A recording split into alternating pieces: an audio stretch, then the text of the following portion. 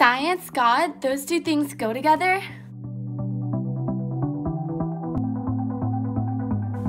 Hey there, today I'm coming in with a scientific but also reason-based video of a Christian worldview on mainly the subjects irreducible complexity and intelligent design. What compelled me so strongly to make this video is the fact that we live in a world that inculcates and praises scientism, and it's not exactly fair for a growing individual who wants to make and decipher through their own decisions. Why be fed only option A when there's a whole alphabet to be discovered? So in no means am I making this video to try to tear down anybody's beliefs or debate someone, but I just want to offer all this information to you so you can make your own decisions.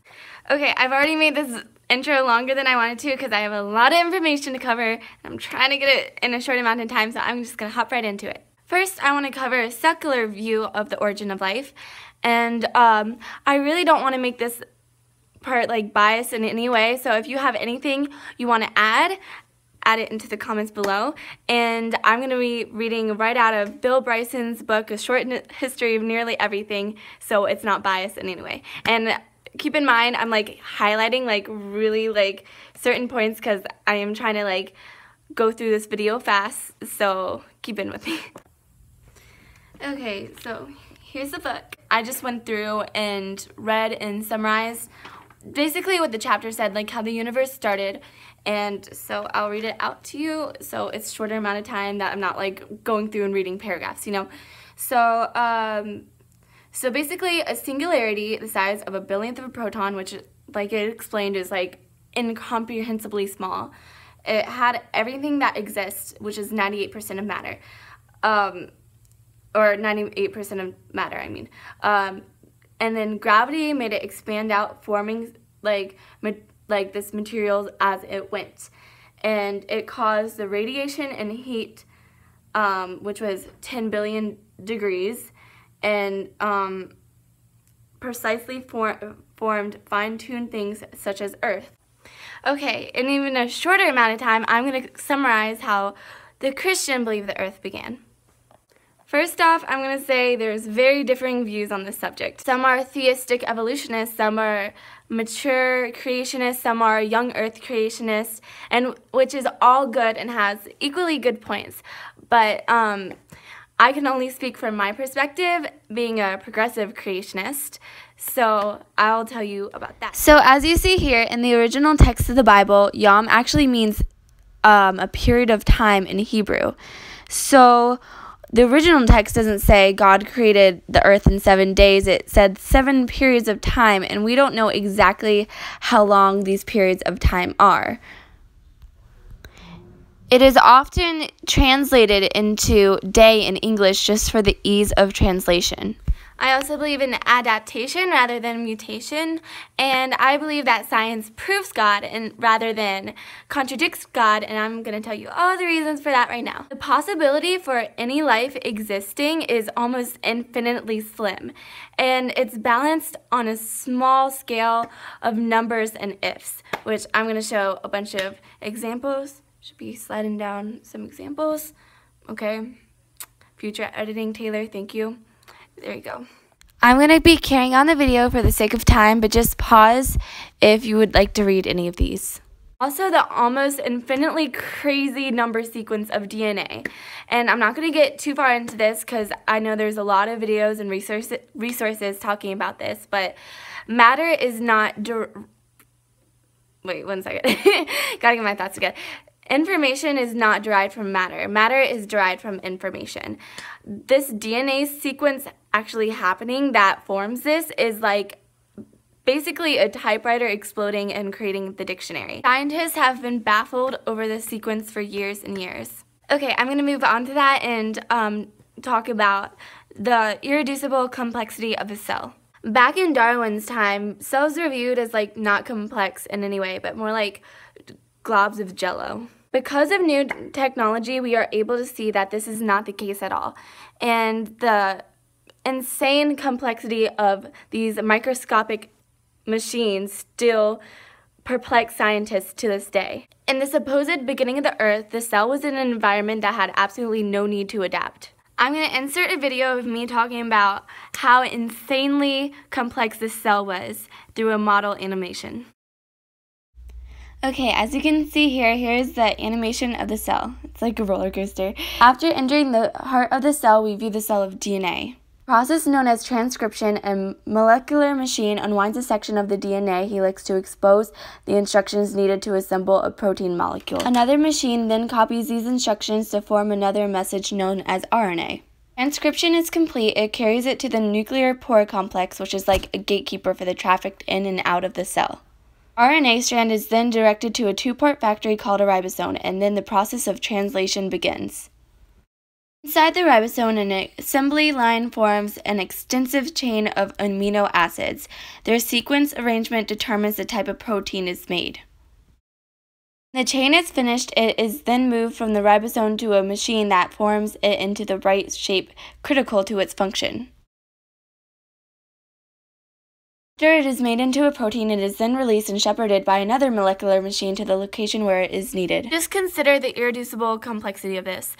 X would not be able to function without Y, and Y without X, making it simply impossible to evolve. And the fact that all these compounds existed in the first place without reason and has the ability to come together and make all this, sounds right, is just crazy. This then leads into one of my favorite topics of irreducible complexity. But first, I want to start with something, a lead-in, that I know will get a lot of rolled eyes over. Okay, you ready?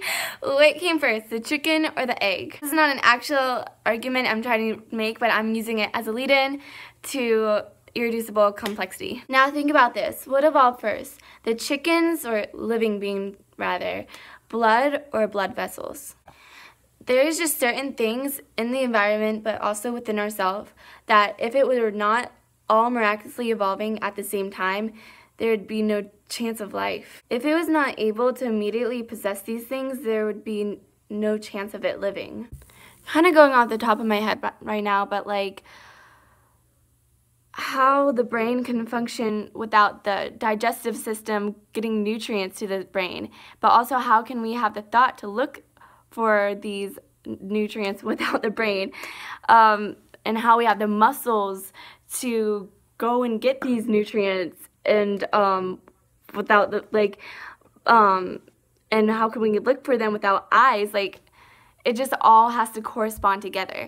Did the brain telling us we need to eat evolve first, or did like the liver and mouth evolve first that gets these food into our bodies? And what about gender? For the first species to have any chance of them carrying on, they would have identical species but fitting reproductive system. I'm not going to get too far into this, but you know what I mean. Hypothetically, going back to the chicken and egg argument, a hypothetical hen would have to be evolving along a rooster to get a fertilized egg. Okay, let's move on and talk about the incredible complexity of an eye. The eye is so crazily complex that a non-purposeful, blind, undirectional process couldn't have possibly constructed it. I could make a 3-hour-long talk on just the eye itself, but remember, this whole video is just like key points, like hitting it up on the key points and logic. But evolution could have been like, oh yeah, we need to make 2 eyes with exactly like this amount apart because, oh yeah, depth perception, oh yeah. No, what you have to remember is that the evolution theory is a truly blind, unconscious process, and I don't think a lot of people have a grasp on that. The combination of time and laws is not magic like we make it out to be, and I don't think society fully has a grasp on this because people tend to believe in whatever is dressed up in the name of science. If you are a computer programmer or some type of engineer, you know exactly how difficult it is just to get something to work. Whether it's big or small, just to get it functioning is a very difficult task. But one thing you do have that evolution does not is rational thinking. The evolution theory is a theory that assumes that complex machines, far, far greater and complex than humans have ever been able to make, blindly created this matter from nothing without even knowing it. Take for example the airplane. The airplane was a creation that took years and years for humans to master it. It was an extensive and difficult task to get it critiqued and engineered just right so it can fly. But do you know how we finally figured out how to make it fly? By observing the natural world and by studying the bird's wings and seeing how they moved. So how do we think that design came through? Again, a blind process with the complete absence of reason, when we, with this ability to rationalize, can't sometimes do it ourselves. Rational thinking cannot be the product of irrational causes. It's a self-contradiction. If your mind is a product of the blind, unguided, and irrational, how should you trust it when it tells you about evolution? Because according to that, we're not wired to think for truth. We're wired and tuned for survival instincts. When the universe started with that infinitely small, dense speck of energy, it wasn't like, oh yeah, my end goal is to make human beings that can seek out purpose and meaning. No, again, it had no direction from that beginning state. You have to remember that this theory states that all this complexity came from accidents alone. It does not just go from chaos to order without any form of intellect. This goes against the second law of thermodynamics. With DNA code barriers and the second law of thermodynamics, this rules out any possibility of Darwinism. DNA code barriers state that there's frequent occurring mutations within DNA, but however, they can never add new information. No amount of selection can create new genetic information. It can only make traits it already has some recessive and some dominant. This makes it almost impossible for a creature to go from warm-blooded to cold-blooded or reptile to bird. Can you think of anything still evolving today? Once I asked my teacher, like, will humans evolve anymore? Like, I just asked that during class, and he said something like, they might grow a third arm or something like that. And when he asked that, you can tell, like, the class is kind of, like, looking around, and, like, no one, not even him, really believed it. And the truth is, like, that is supposedly what happened in the past. If you just think about how perfect this world is, I don't think science can be labeled as the reason why, given that it has no sense or purpose. The things that supposedly constructed the world today didn't have any consciousness to even know it was doing so. The fact that there is the water cycle and the earth provides specific nutrients that we need through foods to function, like calcium for strong bones and just stuff like that. And the plants that give us food also have the ability to reproduce. If you just like think about all the ways our bodies function, like the digestive system and the ability to breathe, and how like plants bring out oxygen and humans breathe in oxygen and out carbon dioxide, and the fact that we need sleep and there's a period called day and night, and we need, like, darkness triggers sleep hormones, and the fact that we are able to have electricity and just all these like incredible fact that we're like able to move our muscles, and we are able to feel, we are able to see, we are able to smell. Oh my gosh, I'm blanking on the 5 senses. We are able to taste. I don't know about you, but when I taste like some good food, that's like proof of God, like 100%. We are able to hear. We have like voice boxes to just like communicate our thoughts and decipher what we're gonna say. We're able to read, like see like words on a page and understand them. I think the fact that I'm even just like alive right now is just like so magical in a way, and I don't think science alone could ever sum it up.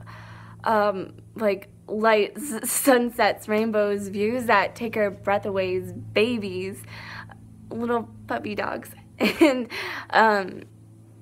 abstract nouns such as beauty, peace, love, awe, joy, excitement, adoration, warmth, humor, generosity, compassion. These are just so meaningful that I don't think it can come from unpurposeful science.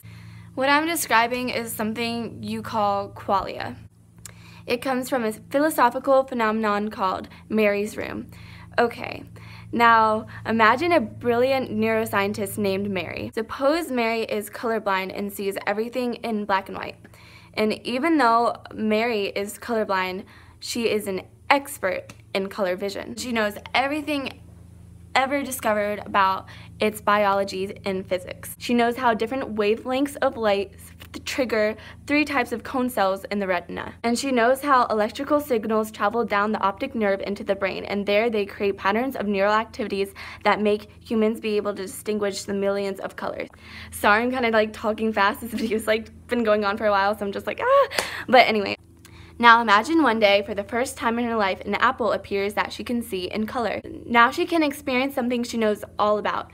Did she learn anything new? This idea presents that if knowing all there is to know about colors physically and experiencing it teaches you something different, it cannot be completely summed up with physical science. It contradicts the theory of physicalism and scientism, which teaches us everything can be explained through science. So, summary of this entire video, like, life itself is way too meaningful and complex just to come from the irrational and only physical. Now, I can already predict the comments already. I know I'm going to be accused of being ignorant and not knowing enough about science to make these claims or argument, and I get it. I am not a scientist, and I don't claim to be. I'm only a freshman in high school, I mean, so I get it. But there are plenty of incredible scientists that have the exact same view as mine. There's scientists who have studied this basically all their life and claim also for the call of intelligent design. Okay, there's no doubt that Albert Einstein was a crazy genius. Though he was agnostic, he throughout his life said several things and statements about his belief in intelligent design, such as there's one, the more I study science, the more I believe in God. And then there's Isaac Newton, who is ranked the most influential scientist and even above the most famous Albert Einstein. There is no doubt that Isaac Newton was brilliant. He was an English physicist, a mathematician, astronomer, natural philosopher, alchemist, theologian, and one of the most influential men in human history. He actually wrote many books against atheism and some about his belief in Christianity. And one of the books was something he observed, like one of them is, I can't remember the title, 1 second. Chronology of Ancient Kingdoms and Observations upon the Prophecies of Daniel. There are tons and tons of brilliant scientists that believe in intelligent design, such as, I'm just gonna read it off, hold up, because I can't remember all this. Okay, I just printed off because I had trouble pronouncing the names, but here are some of the most famous theistic scientists. That was only a few, but I'm gonna list a bunch of Christian scientists, and if you want to pause the video and view some of them, you can. If you cut with me to this point, I really hope you enjoy this video, and share it with a friend if you want to, if it's their thing. I don't know. I'm gonna start making more videos, and I'm excited that this is getting out there. It's exciting, and thanks for letting me just say my thoughts on the subject, and because like they've been in my head for a while that I've just never really communicating, and sorry if it's like kind of messy video, because I was just, for most of it, I was just going off the top of my head. I had like bullet points, but like, yeah. So I hope everybody has a blessed day, and I look forward to seeing you in future videos, and I love you all. Bye!